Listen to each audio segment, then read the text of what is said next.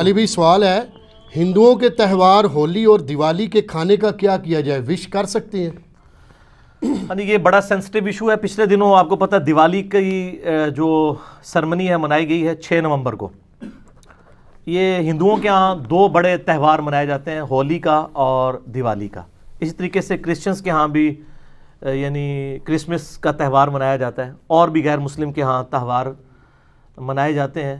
اور خصوصاً جو لوگ دوسرے ملکوں کے اندر مقیم ہیں، ہمارے یورپ میں، امریکہ کے اندر، ان لوگوں کو زیادہ تر یہ ایشو ہوتا ہے کہ اب ظاہر ہے کہ وہ ایک ہی آفس میں کچھ ہندو کام کر رہے ہیں، کچھ کرسچنز کر رہے ہیں، کچھ مسلمز ہیں، وہ عید بھی وش کرتے ہیں، تو مسلمان اس وقت تو خیر مبارک بڑے شوق سے لے لیتے ہیں، اور جب کرسمس کی یا ہولی یا دیوالی کی باری آتی ہے اس وقت پھر ہمیں ہی میز کر رہے ہوتے ہیں کہ جناب کیا کیا جائے۔ تو یہ اب اصولی بات اس حوالے سے سمجھ لیں۔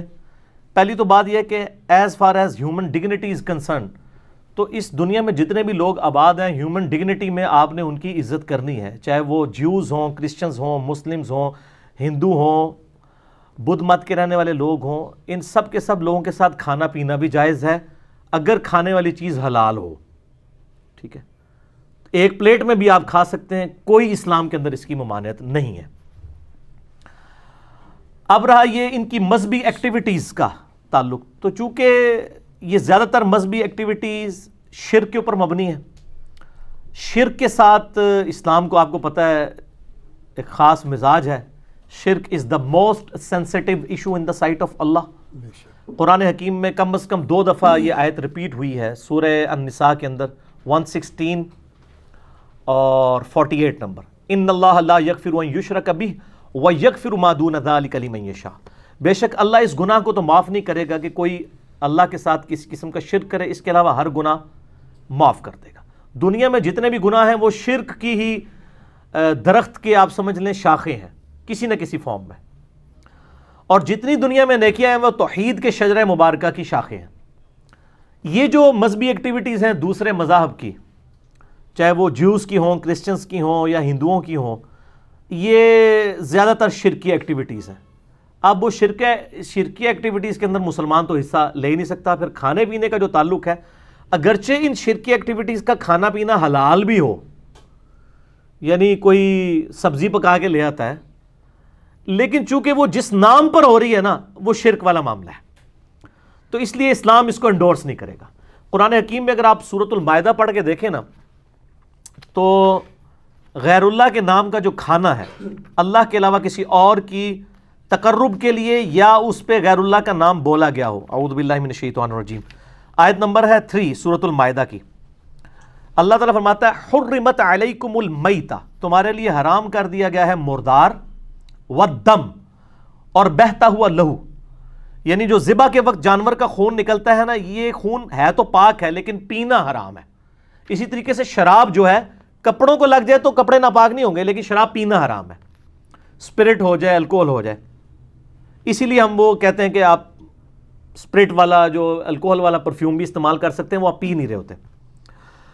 وَلَحْمُ الْخِنزِيرِ، اور خنزیر یعنی سور کا گوشت، پگ کا گوشت، یہ اصل میں ایک ایشو ہے کہ یہ ایسا جانور ہے جو سبزی خور بھی ہے، گوشت خور بھی ہے۔ ویسے سارے سبزی خور جانور جو ہیں، جو بہیمۃ الانعام ہیں، وہ حلال ہیں، لیکن اس کے بارے میں جب پوچھا گیا کہا گیا نہیں یہ حرام ہے۔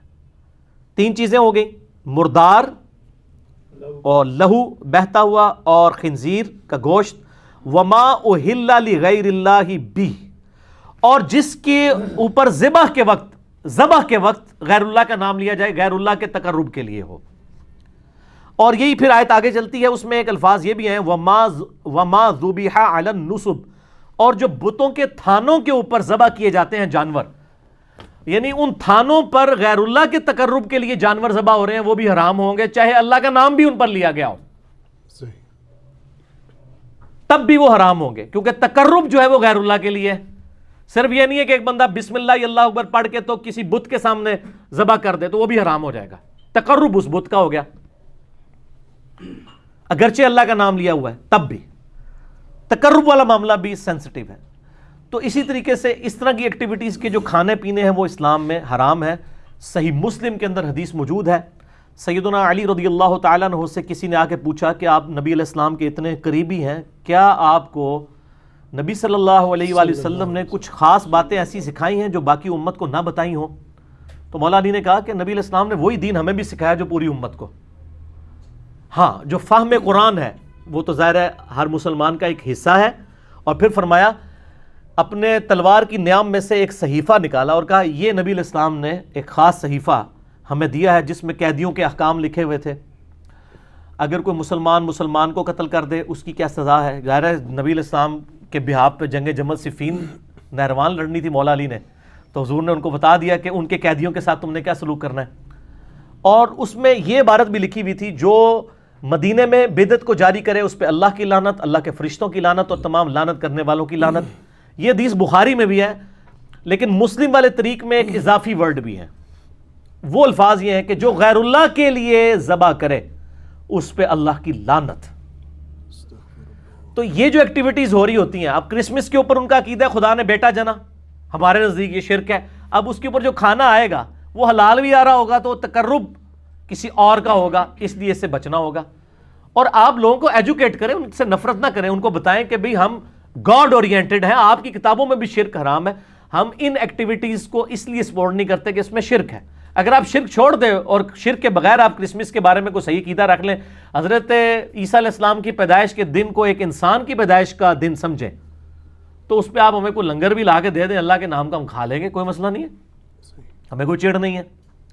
ہندوؤں میں بھی اگر آپ دیکھیں جو آریہ سماج کے لوگ ہیں، یعنی وہ تو بالکل یعنی اورینٹڈ ون گاڈ کے گرد ہیں. وہ تو یعنی ان کی کتابوں میں بھی خدا کا اسٹیچو بنانا، بت بنانا، تصویر بنانا حرام ہے.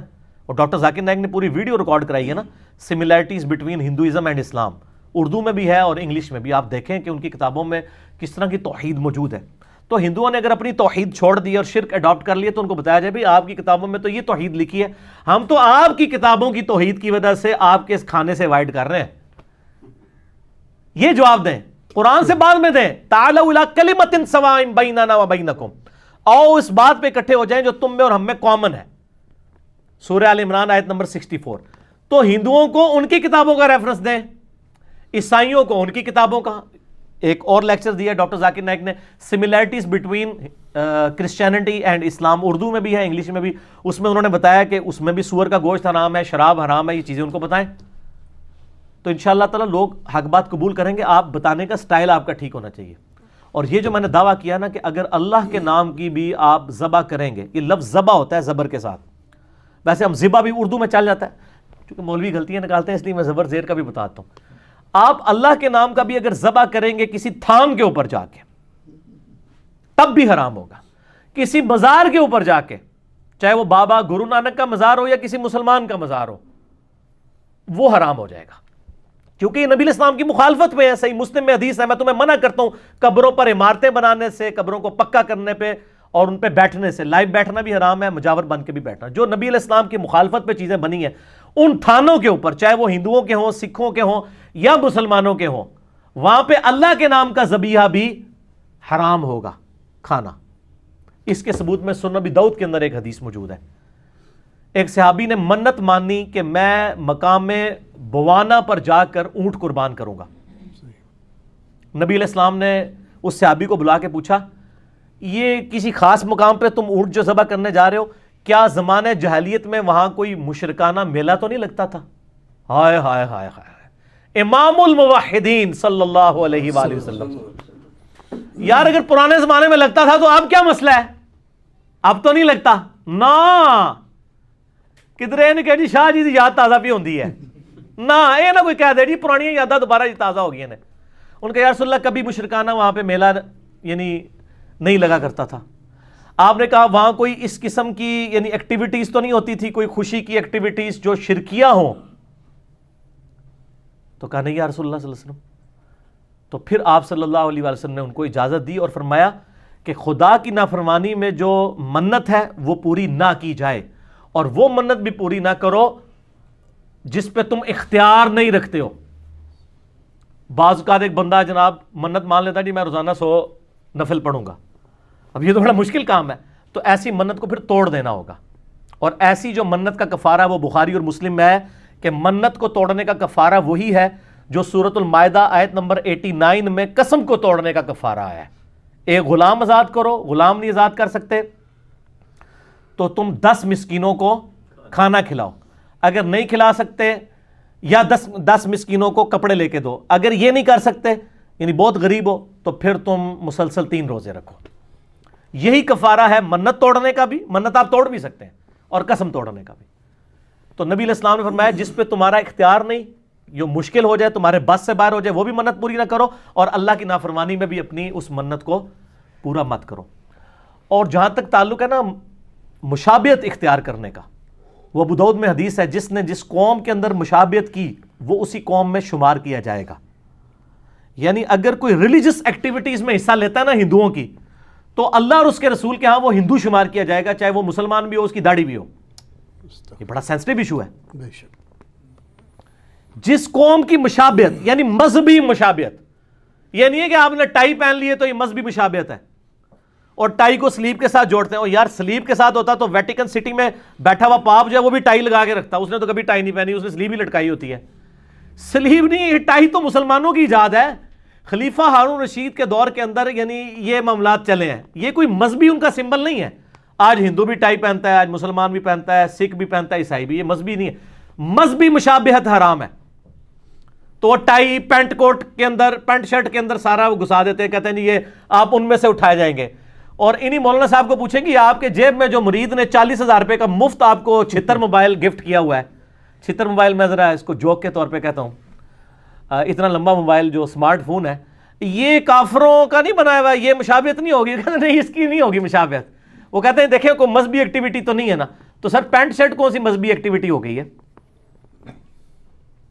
مذہبی ایکٹیویٹی, کوئی شخص گلے میں سلیب لٹکا لے, ماتھے پہ سندور لگا لے, ہاتھ میں راکھی باندھ لے, یا سکھوں والا کڑا پہن لے, ٹھیک ہے, جو مذہبی ایکٹیویٹی ہو, مذہبی ایکٹیویٹی کو فالو کرنا اس قوم میں شمار ہوگا. اس طریقے سے ہولی, دیوالی اور یہ آپ کی کرسمس ہے, یہ چونکہ مذہبی ایکٹیویٹیز ہیں, ان کو آپ نے اوائڈ کرنا ہے, لیکن اخلاقیات کے دائرے میں. بدتمیزی نہیں کرنی, اور ان کو اپنا سینسٹیو ایشو بتانا ہے ان کی کتابوں سے کہ تم تو اپنے دین کو فالو نہیں کر رہے, تمہارے دین کو بھی ہم ہی فالو کر رہے ہیں, اور ہم اپنے دین کو بھی فالو کر رہے ہیں. قرآن سے نا ان کو بتائیں, سب سے پہلے ان کو تعالوا الی کلمۃ سواء بیننا و بینکم, ان کو بتائیں کہ خدا کے ساتھ آپ کی کمٹمنٹ ہونی چاہیے. ہم چونکہ مسلمان خدا اورینٹڈ ہیں, اس لیے ہم ہولی, دیوالی یا کرسمس کے اوپر جو آپ وش کرتے ہیں, یہ چونکہ شرکی ایکٹیویٹیز ہے, اس لیے ہم آپ وش نہیں, آپ اس کے علاوہ وش کریں. اگر کوئی انڈیا کی ٹیم کبھی کرکٹ میچ جیتتی ہے تو آپ خوشی میں ٹافیاں بانٹتے ہیں, تو مسلمان بھی کھا لیں گے, کوئی مسئلہ نہیں ہے, ٹھیک ہوگا, ہمیں کوئی اعتراض نہیں ہوگا. یہ مذہبی ایکٹیویٹی نہیں ہوگی. ونس جب آپ مذہبی ایکٹیویٹی کریں گے, کفار کے ساتھ مشابہت ہوگی, وہ بڑا پھر سینسٹیو ایشو ہو جائے گا. اس لیے اس کو آپ نے اوائڈ کرنا ہے. اس کو اوائڈ کرنے کا طریقہ بھی میں نے بتا دیا, خالی میں لاہور دا راہ نہیں دسیا, لاہور جانے کا کرایہ بھی دے دیا, صرف راستہ نہیں بتایا آپ کو کہ اس طریقے سے اس ایشو کو غیر مسلم ملکوں میں رہنے والے لوگ ٹیکل کریں. ہندو کوئی کہ ان کو کہ آپ کی کتابوں میں شرک غلط لکھا ہوا ہے, غیر اللہ کے نام کی نیاز نہیں ہو سکتی. کرسچنس کو بھی بتائیں اور کہیں کہ یہ آپ اپنی کتابوں پہ نہیں چل رہے, دیکھو ہم مسلمان آپ کی کتابوں پہ آپ سے بڑھ کر چل رہے ہیں, آپ بھی ان چیزوں کو دیکھیں. ٹھیک ہوگا؟ ٹھیک.